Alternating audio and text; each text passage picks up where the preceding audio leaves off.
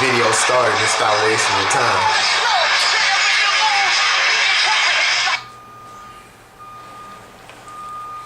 I'm gonna do my list of top 100 NFL players and how I saw the list and how I thought about the list and who shouldn't be on there at all, who was too high, who was too low, who should have been on the list.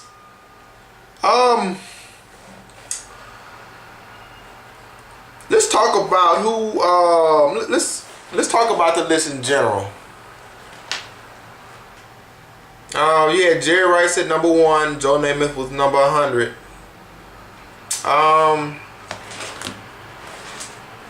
Let's talk about who was a little too high. That's probably the most least controversial one.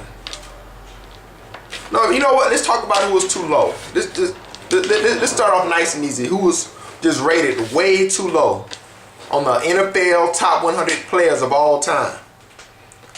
I thought Steve Young was too low.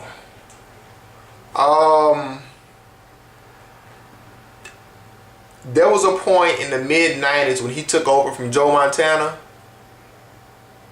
to about the late 90s, like early 90s, he took over for Joe Montana, and he kind of gave it up in the early 2000s.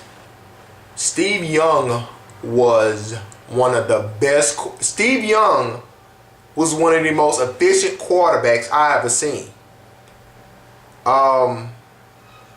If I tell you what, he's better than. This is gonna sound weird to a lot of people, but he's a better quarterback than Joe Montana is. Joe Montana got there first, and he got the most rings, so it's hard to see that. But Steve Young is a better quarterback than Joe Montana is. And I'm not knocking Joe Montana anyway, and I still think Joe Montana should be high on the list because of the rings, because of the jewelry. He should be higher on this list. Steve Young, I think, has currently, he's either 1 or 2, I think he's 1. He has the number 1 passer rating of all time, period. The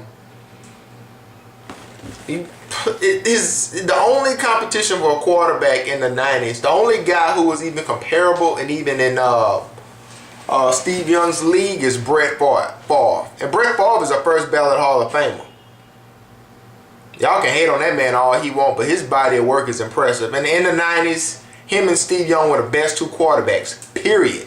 Now, they only have 1 Super Bowl between them, and that's really going to hurt their chances. The fact that Steve Young didn't start off an elite quarterback is going to kind of hurt him, too. It's almost not his fault. He went to Tampa. I mean, 25 years ago, Tampa was garbage. He went to Tampa, flopped. Like Joe Montana would have flopped. Peyton Manning would have. Like Tampa Bay was super duper bad. I think he played in the USFL before he got in the NFL. So he didn't even come straight in the league. I'm telling you, that dude would have came straight in the league and we had a solid team around him. He would have broke so many records. It's crazy. He was a late bloomer. He's kind of like a modern day Roger Staubach. Roger Staubach started extremely late too. Anyway, let me get back to the point. Basically, he started too late, but he's a better quarterback. I got to get this video rolling. Okay. Fran Tarkenton pretty much damn near made scrambling okay. I'm not going to say he invented it, but he was the guy that made... He was the first quarterback to make scrambling not a bad idea. Like, at first, scrambling was... Guys did it before Tarkenton, but they didn't do a good job at it, so it just seemed like it was stupid.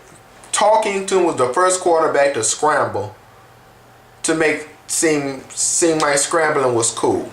And I have to rate him a lot higher because when he retired, he has 4 Super Bowl appearances. And damn, he took the team. I mean, come on. I think they played some.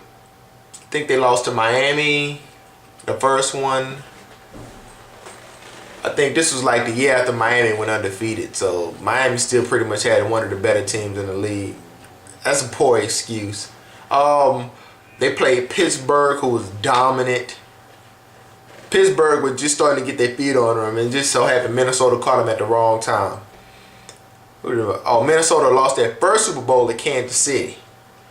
And I want you to see on this list, Kansas City has like, I want to say maybe 2, maybe 3 players. If Glenn Dawson's on this list, they have 3 players. I don't think he is. But I know they have Bobby Bell and Will in there. So Kansas City had 2 of the greatest players of all time on defense. I think Len Dawson's on this list too. He might not be. I don't think he was super great, but he led a great Kansas City team. Anyway, I tell you what, Fran Tarkenton.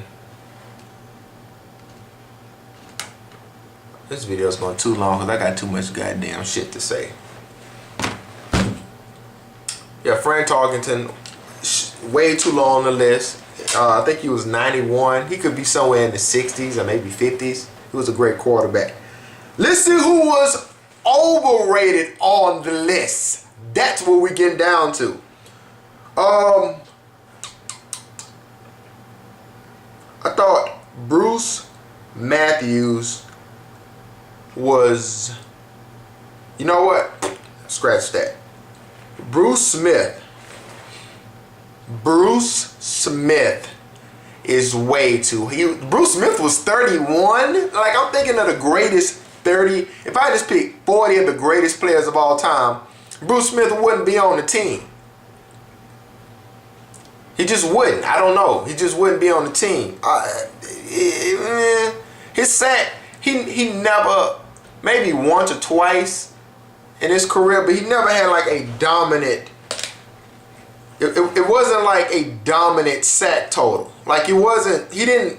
He probably led the league in NFL in sacks 1 year, maybe. He played 20 years. He has all these sacks because he played the longest. Okay.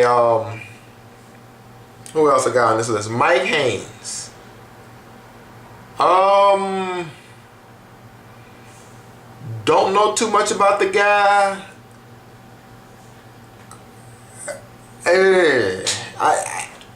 Nobody talked about him. He's not. We're talking about cornerbacks. I'm thinking of the greatest cornerbacks. This dude was 49. I'm talking about the greatest cornerbacks ever. You got Deion, you got Mel Blount, you got Rod Woodson, you got Ronnie Lott. They play corner. They play safety too, but I guess they're more known for safety. Rod and Ronnie were. Lester Hayes is a great corner. Willie Brown was a great corner. Mel Renfro was a great corner. Nnamdi, whatever his name is, plays for Raiders. He's a great corner. Mike Haynes was good, but I don't think he's in the top 100. I don't even think he's in the top 100. He shouldn't even be on this list. Marshall Faulk was slightly overrated. I could probably put him in the 80s. Maybe the 80s. He should, don't get this fucked up. That nigga should be on the list. But he's just slightly overrated at 70.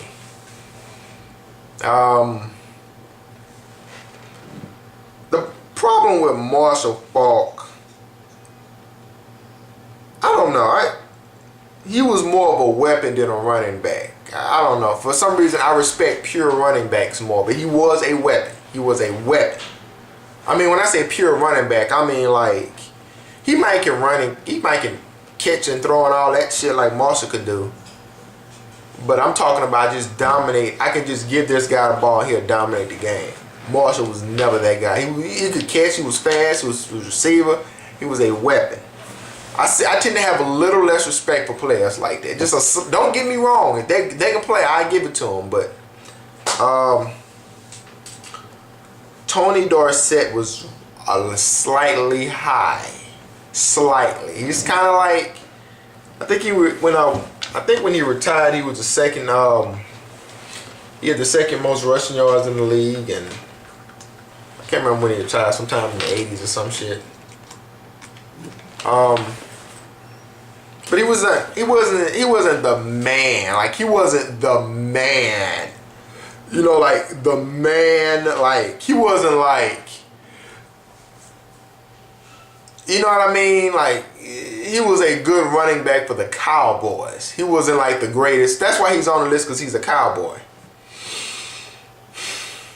Deion Sanders is Deion was bitching about the 34 he got. I'm like, nigga, you can't tackle. I wouldn't even pick you on my team. You can't tackle, bruh. I wouldn't even pick you on my team. I might have you as a kick returner, and that's if Devin Hess was not available. Ronnie Lott is high. He's way like Ronnie was a great defensive back, but he was rated 11. I thought that was really high. I could pick Ronnie Lott easy, very easy. If I needed a free safety or maybe a corner, I can pick Ronnie Lott very easily, but 11 is too high. Ray Lewis, I think they had at 18. That is high as fuck. I don't even think Ray Lewis is better than Jack Lambert. A lot of people don't. I mean, physically, he's a physically better linebacker than Jack Lambert, but Jack Lambert got 4 rings. I think he led the league in tackles for the Steelers every single year he was there. I mean, this dude is in on everything. He got a great defensive line to help him.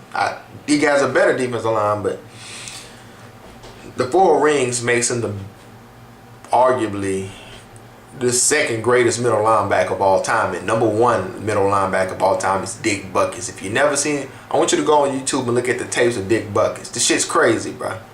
I mean, the man, he could have killed somebody with his hits. He was vicious. Emmitt Smith at 29 is extremely high. He has the rushing record and 3 Super Bowl rings. He was a very good running back, but not number 28. First of all, he's not a better running back than OJ, who was number 40. He's not a better running back than Eric Dickerson, who was number 52. Walter was higher than him. Barry was higher than him. And basically what the list is saying is that the only running backs better than Emmitt Smith are Walter, Barry, and Gale Sayers, and Jim Brown. They said he's the 5th greatest running back of all time. And he won't make most people's top 10. He won't. If he gets in the top 10, he's in the lower half. Okay? I tell you what, I'm gonna stop the video right here, and the next video is gonna be guys who shouldn't have made the list and guys who should have been on the list.